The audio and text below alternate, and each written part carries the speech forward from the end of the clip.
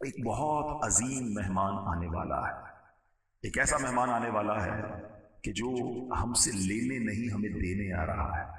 ہمارے گھر پہ جب کوئی مہمان آتا ہے ہم اس کی تیاری کرتے ہیں، اور جیسا کلوز گیسٹ ہوتا ہے اتنی زیادہ تیاری کرتے ہیں، جتنا ریسپیکٹیبل ہوتا ہے اتنی پریپریشن کرتے ہیں. مگر ایک ایسا مہمان آنے والا ہے جس کی سگنیفیکنس، جس کی اہمیت کو سمجھنے کے لیے ایک حدیث ہی کافی ہے کہ پیارے آقا علیہ الصلوۃ والسلام فرماتے ہیں کہ اگر میری امت کو پتا ہوتا کہ رمضان کیا ہے تو وہ تمنا کرتے کہ سارا سال ہی رمضان ہو.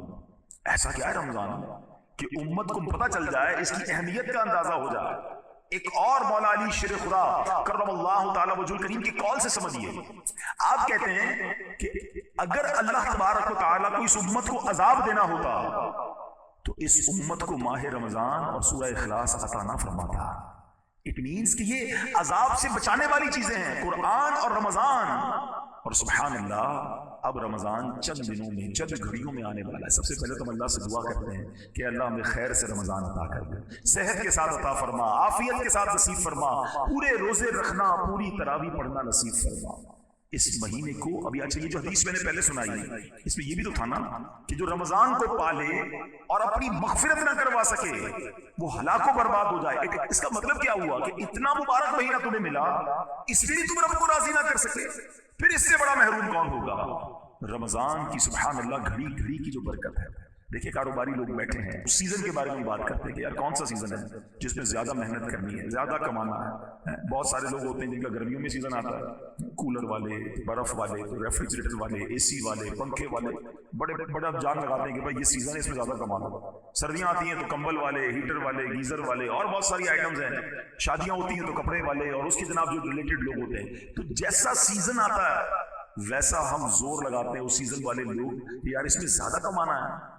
تو صحیح بات یہ ہے کہ نیکیوں کا سیزن آ گیا ہے، رحمتوں کا سیزن آ گیا ہے. ریٹ کیسا بڑھ گیا، ثواب کتنا بڑھ گیا کہ فرمایا نفل کا ثواب فرض کے برابر، فرض کا ثواب 70 ٹائمز بڑھا دیا گیا. یعنی آپ سوچیں کہ ہم کام تھوڑا کریں اور اجر زیادہ عطا کیا جائے گا.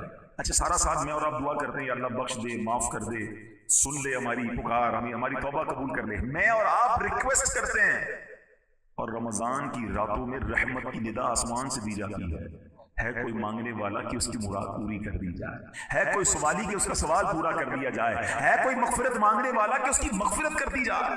یعنی ادھر سے ندائیں ہیں کہ مانگ لو، مانگنے کا مزہ آج کی رات ہے. یہ پورا مہینہ رحمت. پھر روزانہ افطار کے وقت، ڈیلی افطار کے دن، یعنی افطار کا جو ٹائم آتا ہے 10 لاکھ گناہگار جہنم سے آزاد کیے جاتے ہیں. 1 ملین سنرز، 10 لاکھ گناہگار. اچھا پھر رمضان میں جمعے کا دن جب آتا ہے ہر گھڑی، ایوری مومنٹ 10 لاکھ گناہگار جہنم سے آزاد کیے جاتے ہیں. اور پھر اس رمضان کی جو آخری رات آتی ہے، احادیث کا مضمون ہے پورے مہینے میں جتنے بخشے گئے سارے کے سارے اس تعداد کے مطابق اتنے اور اس رات بخش دیے جاتے ہیں. جب لیلۃ الجائزہ چاند رات آتی، عید الفطر کی رات، اللہ تعالیٰ فرشتوں سے فرماتا ہے میرے فرشتوں اس مزدور کے بارے میں کیا کہتے ہو جس نے مزدوری پوری کی. فرشتے عرض کرتے ہیں مولا اسے پورا اس کی مزدوری ملنی چاہیے. اللہ فرماتا ہے میرے فرشتوں گواہ ہو جاؤ میں نے سب کی مغفرت فرما.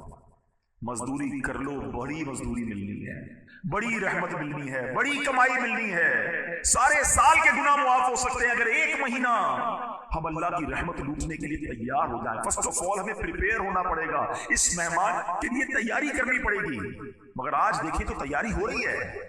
ہاں بالکل تیاری ہو رہی ہے. کچھ کاروباری لوگ تیاری کر رہے ہیں کہ پیسے کتنے کمانے ہیں، رمضان میں کون سے آئٹم ہے جو زیادہ بڑھ جائے گا، ذرا اسٹاک کر لو تو زیادہ پیسے کما لیں گے، ہیں رات میں یہ کام کریں گے، دن میں یہ کام کریں گے. بڑی تیاریاں ہو رہی ہیں. اچھا فیملیز میں کیا تیاریاں ہو رہی ہیں، افطار میں کیا پکانا ہے، سحری میں کیا بنانا ہے، یہ آئٹم شارٹ تو نہیں ہے گھر میں، یہ بھی منگوا لو، شربت کون سا بنے گا، کھانے پینے کی تیاریاں ہو رہی ہیں. اچھا رمضان کے صدقے میں عید الفطر ملے گا، ٹھیک ہے نا، عید کا دن ملے گا. مگر رمضان میں کیا تیاری ہو رہی ہے کہ عید کیسے گزارنی ہے. 8-10 روزے کے بعد بازار آباد، اور اب جناب وہ راتیں جو عبادت کے لیے آئی تھی وہ مارکیٹ میں اس لیے جا رہے ہیں کہ عید کو پہننا کیا ہے. مگر اس پوری پریپریشن میں عبادت کی تیاری کہاں ہے، دعاؤں کی تیاری کہاں ہے، سجدوں کی تیاری کہاں ہے، اللہ کی رحمت لوٹنے کی تیاری کہاں ہے کہ مجھے کسی صورت مغفرت لینی ہے، رہ نہ جاؤں، سب بخشے جائیں اور میں نہ مارا جاؤں. اس کی پریپریشن کہاں ہے، اس کی تیاری کہاں ہے. ہم سب بہت کچھ سوچتے ہیں لیکن کیا بیٹھ کر کبھی گھر والوں کے ساتھ یہ مشورہ کیا کہ کون کب کہاں کیا پڑھے گا، قرآن پڑھنے کا ٹائم کون سا ہوگا، نمازیں کہاں پڑھنی ہے تراویح، اور اس کے بعد جناب اور عبادتوں کا کیا معاملہ ہوگا؟ نہیں میرے بیٹے، اس سے بہت زیادہ دوری ہے. انفارچونیٹلی رمضان کو ہم نے ایسا لگتا ہے کہ فوڈ فیسٹیول بنا دیا ہے. یعنی جیسے ہی بھی رمضان آئے گا تو ریسٹورنٹ والے لگا دیں گے کہ آل یو کین ایٹ، افطار میں اتنی آئٹمیں ہیں، سحری میں اتنی آئٹمیں ہیں. آپس میں باتیں بھی ہو رہی ہوتی ہیں کہ آج کا افطار کرنا ہے، اچھا سحری میں کدھر چلنا ہے، رات کو کدھر کھانے چلنا ہے. بس اللہ اکبر، یہ کیوں نہیں کہتے کہ آج کہاں بیٹھ کر قرآن پڑھنا ہے، آج تفسیر کہاں سننی ہے، آج دعا کدھر کرنی ہے، آج رات مسجد میں کہاں گزارنا ہے، ارے آج رحمت کدھر سے لوٹنی ہے. nobody talk about it. اس لیے رمضان آیا ہے. اگر کسی بیرون ملک سے کوئی غیر مسلم آ جائے اور وہ ہمارے شہر کا، ہمارے وطن کا رمضان میں راؤنڈ کرے اور اس سے پوچھے بتاؤ کیا محسوس کیا، شاید وہ آ کر کہے گا لگتا ہے مسلمانوں کا کوئی فوڈ فیسٹیول آیا ہوا ہے، زیادہ سے زیادہ نئے نئے کھانے والا مہینہ آیا ہوا ہے. شاید وہ یہ نہ کہہ پائے کہ سجدوں کا مہینہ آیا ہے، دعاؤں کا مہینہ آیا ہے، سپلیکیشنز کا مہینہ آیا ہے. ہم سوچیں ہم رمضان کو کیا کر رہے ہیں. دیکھیں جتنا جلدی لوگ دنیا سے جا رہے ہیں نا، بیماریاں ہیں، پریشانیاں ہیں، اور اس کے باوجود we are not ready to prepare for hereafter. ہم آخرت کی تیاری کے لیے تیاری نہیں ہو رہے، سوچ بھی نہیں رہے کہ میرے ساتھ بھی ہو سکتا ہے. یہ آس پاس سے جو جنازے اٹھ رہے ہیں، کب سوچیں گے کہ میری باری بھی آنے والی. لوگ کہیں گے یار ہمارے ساتھ ہی تھا، پتہ بھی نہیں چلا گیا دنیا سے. بس 2-4 دن یاد کریں گے، پھر کوئی یاد نہیں کرے گا. میں ہوں گا اور میرے اعمال ہوں گے اور میں اکیلا قبر میں ہوں گا. خدا کی قسم ہماری لاٹری لگنے والی ہے. اگر جیتے جی پھر رمضان مل جائے نا یہ چند دن، میں تو بہت دعائیں کر رہا ہوں اللہ زندہ رکھیے اور رمضان تک عافیت سے رمضان دینا، خیر سے رمضان گزارنا نصیب فرمانا، کیونکہ کوئی بھروسہ نہیں زندگی کا. اگر یہ رمضان مل جائے نا، یقین کرو یہ اللہ کا احسان ہوگا. اور اب اس رمضان کو زندگی کا آخری رمضان سمجھ لو کہ بس کسی صورت میں نے اللہ کو راضی کر لینا ہے، کیونکہ اللہ کریم کی رحمت چاہتی ہے کہ میں اور آپ بخشے جائیں. ایک سجدے پر رمضان میں، ایک سجدے پر 1500 نیکیاں عطا کی جاتی ہیں. حدیث کا مفہوم ہے، اور اس کو جنت میں سرخ یاقوت کا گھر عطا فرمایا جائے گا. ہر سجدے پر، ہر سجدے پر ایسا درخت جنت میں اس کے لیے لگایا جائے گا کہ جناب جدھر 500 سال تک گھڑ سوار گھوڑا دوڑاتا رہے اس کے سائے میں دوڑتا رہے گا. ارے ایک سجدے کا اتنا ثواب. اس کے بھی لوگ تراویح نہیں پڑھتے، 3 روزہ پڑھ لی باقی فارغ، 5 روزہ تراویح پڑھ لی باقی فارغ. ارے اللہ کے بندو تراویح تو پڑھنی نوافل بھی پڑھ لو نا، ہر سجدے پر ثواب ہے نا. یہ مہینہ تو اس لیے آیا ہے.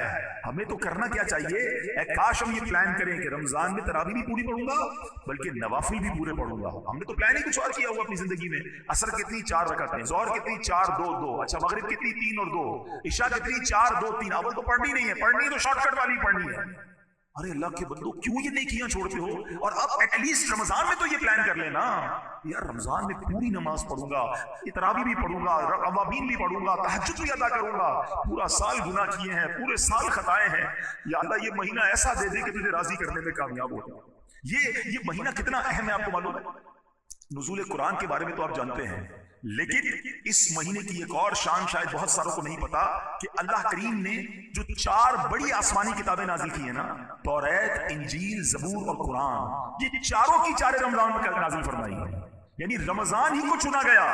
سبحان اللہ. آئیے آپ کی معلومات میں اضافہ کروں کہ مسند امام احمد کی روایت میں ہے کہ اللہ کے آخری نبی صلی اللہ تعالی علیہ وسلم نے فرمایا حضرت ابراہیم کے صحیفے رمضان کی پہلی رات میں نازل ہوئے، تورات شریف رمضان مبارک کی 7ویں رات میں نازل ہوئی، انجیل مقدس رمضان کی 14ویں رات نازل ہوئی، اور زبور شریف رمضان کی 6 تاریخ کو نازل ہوئی. اور سبحان اللہ قرآن کے بارے میں رب فرماتا ہے شہر رمضان الذی انزل فیہ القرآن، رمضان کا مہینہ جس میں قرآن نازل کیا گیا. سبحان اللہ. ذرا سوچئے اس مہینے کی اہمیت کیا ہے، اور ہمیں اس مہینے میں کتنی بڑی نعمتیں عطا کی گئی ہیں، کتنی مہربانیاں کی گئی ہیں. پہلا عشرہ عشرہ رحمت، دوسرا عشرہ عشرہ مغفرت، تیسرا عشرہ جہنم سے آزادی کا عشرہ. اچھا اس میں بھی ایک رات، یہ شب قدر جو عطا ہوئی نا، اس کے پیچھے بڑی زبردست علماء نے سورہ قدر کے شان نزول لکھے. ٹھیک ہے، سورہ قدر پڑھتے ہیں نا. بسم اللہ الرحمن الرحیم، انا انزلناہ فی لیلۃ القدر وما ادراک ما لیلۃ القدر لیلۃ القدر خیر من الف شہر. یہ جو 3 آیتیں ہیں نا، اس کو سمجھیے گا ذرا. یہ قرآن کا بہت خوبصورت اسلوب ہے. یہ the way of قرآن ہے کہ جب قرآن کو کسی بات پر انفسائز کرنا ہوتا ہے، کسی بات کی تاکید کرنی ہوتی ہے، تو قرآن خود کوسچن ہم سے پوچھتا ہے، اِنَّا أَنزَلْنَاهُ فِي لَيْلَةِ الْقَدْرِ، ہم نے نازل کیا اسے لیلۃ القدر میں. پھر آگے فرمایا وَمَا أَدْرَاكَ مَا لَيْلَةُ الْقَدْرِ، تم نے کیا جانا لیلۃ القدر کیا ہے. یہ کوسچن کرنے کا مطلب یہ ہے کہ اٹریکشن لی جائے، لوگ سمجھے کہ بڑی اہم بات ہونے جا رہی ہے. Be prepare for that words. جس طرح قرآن نے سورہ قارعہ میں فرمایا القارعۃ ما القارعہ وما ادراک ما القارعہ، تم نے کیا جانا قارعہ کیا ہے. اور اس کے بعد قرآن اسے ڈیفائن کرتا ہے. بالکل اسی طرح قرآن یہاں کہہ رہا ہے کہ تم نے کیا جانا لیلۃ القدر کیا ہے. پھر فرمایا لیلۃ القدر خیر من الف شہر، یہ وہ رات ہے جو 1000 مہینوں سے بہتر ہے. There is a question, why 1000 months؟ یہ 1000 مہینوں کی کیلکولیشن کیا ہے؟ 100 سال ہوتے، 50 سال ہوتے، 200 سال ہوتے، یہ 1000 مہینوں کے پیچھے لاجک کیا ہے؟ اس کے پیچھے علماء نے، مفسرین قرآن نے بہت ساری جس کو کہیں شان نزول بیان کی ہے. نبی پاک علیہ الصلوۃ والسلام نے صحابہ کرام کے سامنے ایک واقعہ بیان کیا. پیارے آقا علیہ السلام نے بتایا، جس کا مضمون ہے کہ پچھلے زمانے میں ایک بزرگ ہوتے تھے، ان کا نام تھا شمعون. بنی اسرائیل کا زمانہ تھا، حضرت شمعون. نبی پاک نے فرمایا کہ وہ بڑی اللہ کی عبادت کرتے تھے، دن میں جہاد کرتے، رات کو عبادت کرتے، اور 1000 مہینوں تک انہوں نے ایسے وقت گزارا. روزہ بھی رکھتے تھے، بڑے جاندار تھے، بڑے طاقتور تھے، مگر بڑی صفاکی کے ساتھ. طویل واقعہ میں شارٹ کر کے بتا رہا ہوں. بڑی صفاکی کے ساتھ، بڑے ظلم کے ساتھ آپ کو شہید کر دیا گیا. اب جب صحابہ کرام نے واقعہ سنا تو کیا شاندار مائنڈ سیٹ تھا صحابہ کرام کا. ہمیں کوئی پچھلی قوم کی، پچھلے کسی لوگوں کی بات بتائے تو کہتے ہیں اچھا اتنے پیسے تھے، ہمارے پاس کیوں نہیں ہے. ہم تو کسی کے گھر جاتے ہیں، اس کا گھر دیکھ کے ہمارا موڈ آف ہو جاتا ہے، یار اس کا اتنا بڑا، میرا چھوٹا سا گھر ہے، اتنی بڑی گاڑی میری کب ہوگی. اس کی گاڑی دیکھے تو رات نہیں گزرتی. اللہ کے بندو، اس ریس میں مارے جاؤ گے. ہاں، یہ کبھی نہیں جیت سکتے، پریشان ہی رہو گے. اگر یہ والی ریس کرنی ہے نا تو پریشان ہی رہنا ہے، کیونکہ کروڑ پتی ارب پتی کو دیکھ کے پیچھے رہ جائے گا. ارب پتی کے اوپر خرب پتی موجود ہے. آپ کتنی بھی بڑی گاڑی لے لیں، ہم لوگوں کے پاس پرائیویٹ جیٹ آ گئے، کہاں تک جاؤ گے. اللہ کے بندو، جو رب نے دیا ہے اس کو شکر ادا کرنا، انجوائے کرو اپنی لائف کو. ہاں چلے اس بات کو ہی روکتے ہیں. یہ بات جب چلی ہے اور اس کیلیبر کے لوگ بیٹھے ہیں، لائف میں اگر سکون لانا چاہتے ہیں نا، 2 باتیں یاد کر لیں کہ نعمتوں میں اپنے سے کمتر لوگوں کو دیکھیں، ٹھیک ہے، اور نیکیوں میں اپنے سے آگے لوگوں کو دیکھیں. آپ کی لائف مزیدار ہو جائے گی. آپ کو جب بھی لگے نا کہ یار میرے سے آگے لوگ ہیں، وہ نہ دیکھیں، اپنے سے پیچھے والوں کو دیکھیں. جھونپڑی میں لوگ رہ رہے ہیں، روڈوں پہ سو رہے ہیں، کھانے کو پیسے نہیں ہیں، گھر نہیں ہے، ہاسپٹل میں پڑے ہوئے ہیں، بڑی بڑی بیماریاں ہیں. ارے اللہ نے تو مجھے کروڑوں سے اچھا بنایا ہے، میں کیوں آگے والے کو دیکھ کر ٹینشن میں ہوں. پیچھے والوں کو دیکھو گے تو سجدے سے سر نہیں اٹھے گا. شکر کرتے کرتے زندگی گزر جائے گی اور انجوائے بھی کرو گے اپنی لائف کو. ہاں نیکیوں میں دیکھو، کمپٹیشن کرنا ہے، آئیے نا میں بتاتا ہوں. صحابہ کرتے تھے نا کمپٹیشن، بھول گئے آپ. حضرت عمر رضی اللہ عنہ آدھا مال لائے تھے، حضرت ابوبکر صدیق اپنے گھر کا سارا مال لے آئے. کیوں؟ کمپٹیشن تھا، نیکیوں میں آگے بڑھنا ہے. ہمیں اچھی گاڑی والے، پراڈو والے کو دیکھ کر تو خیال آتا ہے کہ میری کرولا کیوں رہ گئی. تمہیں تہجد گزار کو دیکھ کر خیال کیوں نہیں آتا کہ میں تہجد کا پڑھوں؟ یہ تہجد بھی پڑھتا ہے، یہ روز قرآن پڑھتا ہے، مجھے قرآن پڑھنا ہی نہیں آتا. یہ بزنس بھی کرتا ہے، دین کا کام بھی کرتا ہے، میں کب کروں گا.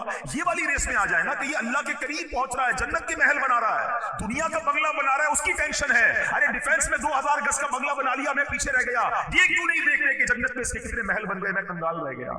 دیکھو نا نیک لوگوں کو، آ جاؤ اس ریس کے اندر، یہ انشاءاللہ تمہیں آگے لے جائے گی. اور ایک اور بات میں آپ کو بتا دوں کہ جو آپ کے پاس ہے نا، اس پر انجوائے کرنا سیکھیں، ورنہ لائف بے مزہ ہو جاتی ہے. میں آپ کو سمجھاتا ہوں اس بات کو.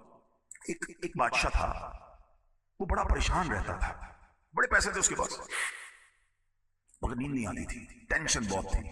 اپنے وزیر کو بلایا کہ یار بتاؤ تو صحیح کہ یہ اتنے پیسے، اتنا مال، اتنا سلطنت، نیند ہی نہیں آتی، عجیب سی کیفیت رہتی ہے. اور میں اپنے غلاموں کو دیکھتا ہوں، یہ بڑے مزے میں مستی مذاق کر رہے ہوتے ہیں، رات کو سکون کی نیند سو جاتے ہیں، زمین پہ ہی سو جاتے ہیں، مجھے نرم بستر پر نیند نہیں آتی. میرے اور ان میں فرق کیا ہے؟ یہ اتنا انجوائے کیوں کر رہے ہیں لائف کو، میں پریشان کیوں. اس نے کہا بادشاہ سلامت، یہ بات آپ کو 99 نمبر کے فارمولے سے سمجھ آئے. یہ کون سا فارمولہ ہے؟ کبھی سمجھاتا ہوں. اس نے ایک غلام کو بلایا، ادھر آؤ. بادشاہ سلامت، آپ اس کو 100 اشرفیاں تحفے میں دے دیں. بادشاہ تھا، اس کے لیے 100 اشرفیاں کیا چیز ہیں. 100 اشرفیوں کی تھیلی منگوائی، وزیر کے ہاتھ میں دی. اس وزیر نے کیا کیا، چپکے سے اس کے اندر سے ایک اشرفی نکال کے جیب میں رکھی. اچھا مبارک. اس غلام کی تو لاٹری لگ گئی، زندگی میں ایک اشرفی نہیں دیکھی تھی، 100 اشرفیاں. او جناب، گھر گیا، خوشی خوشی سارے گھر والوں کو، بچوں کو جمع کیا، بیوی کو بلایا، مبارک ہو مبارک ہو. کیا ہوا؟ 100 اشرفیاں بادشاہ نے دی ہیں، اپنی تو زندگی بن گئی. سارے بچے خوش، وائف بھی خوش. بچے کہتے ہیں وہ اشرفیاں دکھائے تو اسی ہوتی کیسی، ہم نے دیکھی نہیں آج تک. تھیلی کھولی اور اشرفیاں اس نے نکال دی. کہا وہ ہم گن لیں؟ کہا گنو. بچوں نے گننا شروع کی، کتنی نکلی؟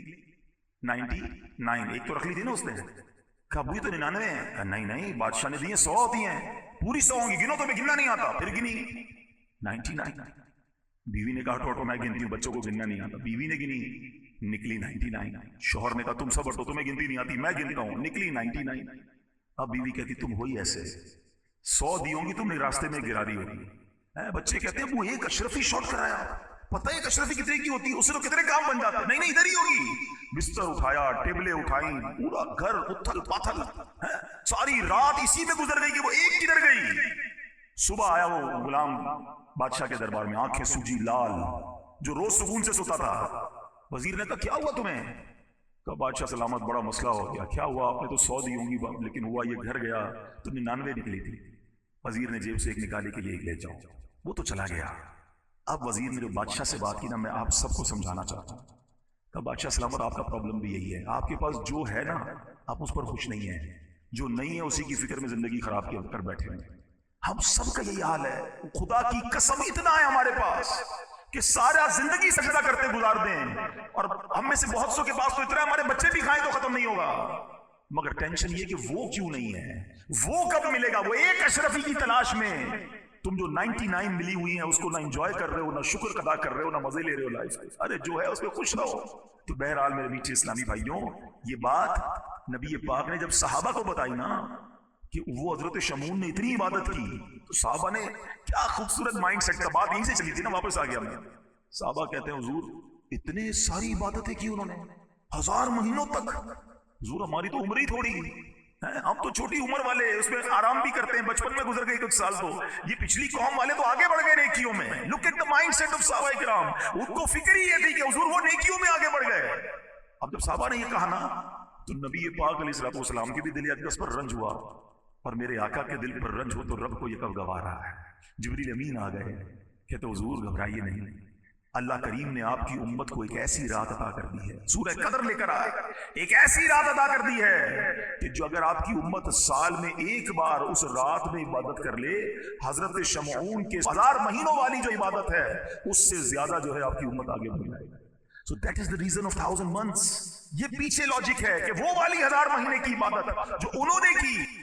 میرے بیچ اسلامی بھائیوں، جیسے جیسے دن گزرتے جا رہے ہیں، جیسے جیسے گھڑی آگے بڑھتی جا رہی ہے، گھنٹے گزرتے جا رہے ہیں، دل پر ایک خوشی طاری ہوتی جا رہی ہے، طبیعت میں ایک فریشنس آتی جا رہی ہے کہ سبحان اللہ، چند ہی لمحوں کے بعد، چند ہی دنوں کے بعد وہ مہینہ آنے والا ہے جس کا سارا سال انتظار رہا کرتا. عاشقان رمضان تو سارا سال انتظار کرتے ہیں نا کہ وہ مہینہ آ جائے کہ جس میں اللہ کی رحمت چھما چھم برستی ہے. عاشق رمضان میرے شیخ طریقت امیر اہل سنت کیا پیارے انداز میں ماہ رمضان کو ویلکم کرتے ہوئے مرحبا کہتے ہوئے لکھتے ہیں، مرحبا مرحبا پھر آمد رمضان ہے، مرحبا صد مرحبا پھر آمد رمضان ہے، کھل اٹھے مرجھائے دل تازہ ہوا ایمان ہے. ہم گناہگاروں پہ یہ کتنا بڑا احسان ہے، زندگی میں پھر عطا تو نے کیا رمضان ہے.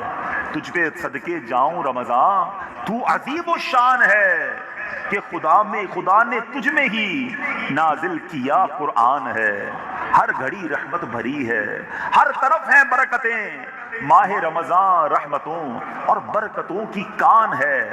اے روزہ رکھنے والوں جھوم جاؤ، روزہ داروں جھوم جاؤ، کیونکہ دیدار خدا خلد میں ہوگا تمہیں، یہ وعدہ رحمان ہے. روزہ داروں کو جنت میں اللہ کا دیدار کروایا جائے گا. 2 جہاں کی نعمتیں ملتی ہیں روزہ دار کو، جو نہیں رکھتا ہے روزہ وہ بڑا نادان ہے. یا خدا تو مدینے میں کبھی رمضان دکھا، مدتوں سے دل میں یہ عطار کے ارمان ہے. میٹھے اسلامی بھائیوں، وہ مہینہ آنے والا ہے جس کی ہر گھڑی رحمت بھری ہے. ذرا غور کیجئے، سارا سال مجھے اور آپ کو جو تنگ کرتا ہے، جو ورغلاتا ہے، جو گناہوں کی طرف لے جانے کی کوشش کرتا ہے، قرآن جس کے بارے میں فرماتا ہے اِنَّهُ لَكُمْ عَدُوٌّ مُبِينٌ، بے شک شیطان تمہارا کھلا دشمن ہے. وہ اینیمی، وہ دشمن، وہ رمضان میں قید کر دیا جاتا ہے. اب ہمیں ورغلانے والا, ہمیں بہکانے والا, ہمیں گناہوں کی طرف بلانے والا نہیں ہے. میدان میں وہ نہیں ہوتا. اب آپ ہیں اور اللہ کی عبادت ہے, آپ ہیں اور رب کی رحمت ہے. اور اس مہینے کا اجر کتنا ہے؟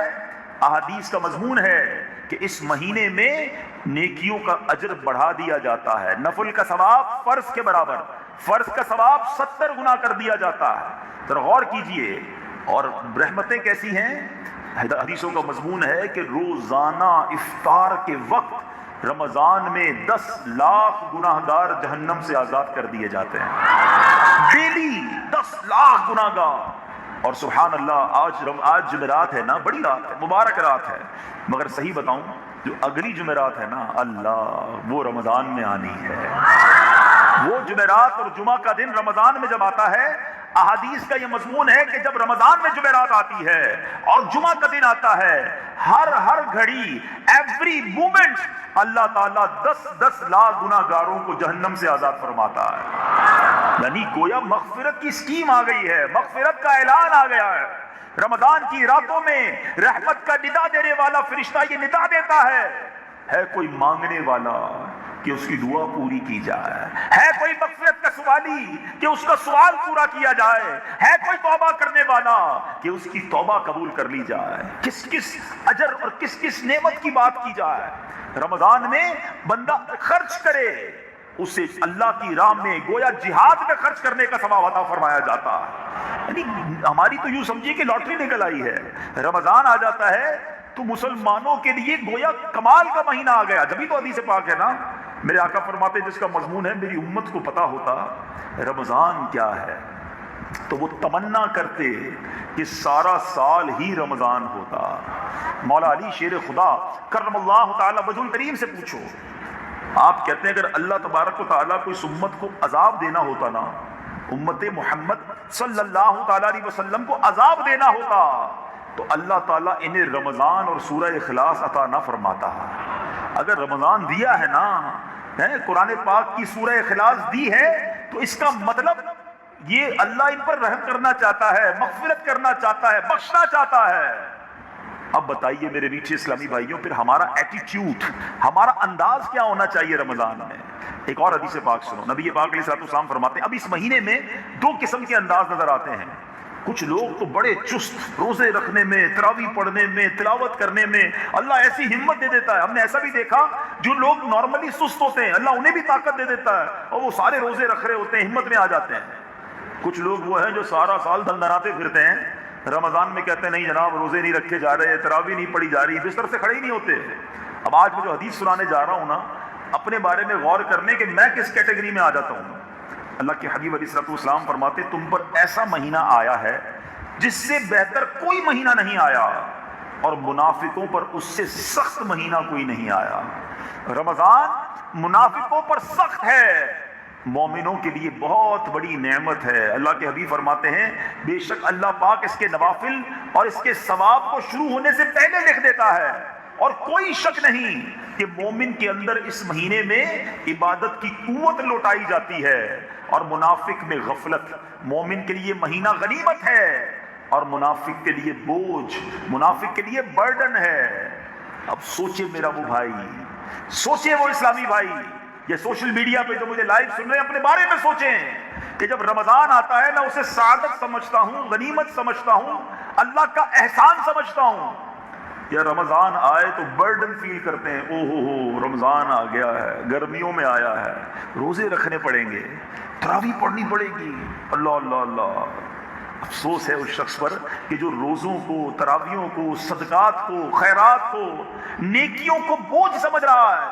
پوچھو ان سے جو ہاسپٹل میں پڑے ہیں, کئی ایسے مریض ہیں جو رو رہے ہیں کہ کاش صحت ہوتی تو ہم بھی رمضان میں روزے رکھتے, پیر سلامت ہوتے تو ہم بھی تراویح پڑھتے. وہ ترس رہے ہیں عبادت کو. تمہیں اللہ نے اٹا کٹا بنایا ہے, تمہیں رب نے صحت دی ہے, مگر تمہیں روزے بھاری لگ رہے ہیں, تمہیں روزے اور تراویح بوجھ لگ رہا ہے. ارے یہ مہینہ تو رحمتوں اور ہماری اور آپ کی بخشش کے لیے آیا. بد نصیب ہے وہ شخص جو اس مہینے میں بخشش کی طرف گویا دوڑ لگانے کی بجائے سستی اور غفلت کی طرف چلا جاتا ہے. ہمارے صحابہ سارا سال رمضان کا انتظار کرتے, اور جب رمضان آتا تو سارے کام کاج چھوڑ کر مسجد میں بیٹھ جاتے, عبادت کرتے. مگر آج تیاری ہم کیا کر رہے ہیں, پریپریشن کیا ہو رہی ہے. اگر کوئی عام آدمی بازار کا ایک راؤنڈ لگائے اور دیکھنا چاہے کہ رمضان کی تیاری کیسے ہو رہی ہے, تو اسے لگے گا کہ اسٹور جتنے ہیں وہ اپنا سامان بھر رہے ہیں, کیونکہ جناب رمضان میں فروٹ بکے گا, رمضان میں بہت ساری بسکٹس بکیں گے, تو سموسے پکوڑے کی آئٹم بکیں گی, تو جناب شربت بکیں گے, تو کیچپ بکے گی, تو اب اس کے لیے انتظام ہو رہے ہیں. گھر والوں سے پوچھو تمہاری تیاری کیا ہے, تو بس وہ لسٹ بنا لی ہے کہ افطاری کے سامان میں کیا کیا خریدنا ہے, تو بس ایک دو دن میں جا کے وہ خریدنا ہے. ریسٹورنٹ اور ہوٹل والوں کو دیکھیں تو تھوڑے دنوں میں بورڈ لگ گئے ہوں گے یا لگنے والے ہوں گے, افطار اسکیم, تو سحری اسکیم, تو رات کو کھانا اتنے بجے, تو اتنے کا جناب کھانا یوں, تو یہ ڈسکاؤنٹ. یعنی میں یہ سمجھتا ہوں کہ اگر ہم تھوڑا سا دورہ کریں یا کوئی نیوٹرل آدمی کوئی باہر سے آ جائے کہ دیکھوں ذرا مسلمان رمضان کی تیاری کیا کر رہے ہیں, تو وہ یہ سمجھ کے جائے گا کہ رمضان جو ہے نا مسلمانوں کا کھانے پینے کا مہینہ ہے. کوئی فوڈ فیسٹیول آتا ہے جس میں ان کی پلاننگ ہوتی ہے کہ اچھے اچھے کھانے کھانے ہیں, اچھی اچھی جناب ہوٹلوں میں جانا ہے, فلاں اسٹور سے یہ خریدنا ہے, سحری افطاری میں یہ پکانا ہے.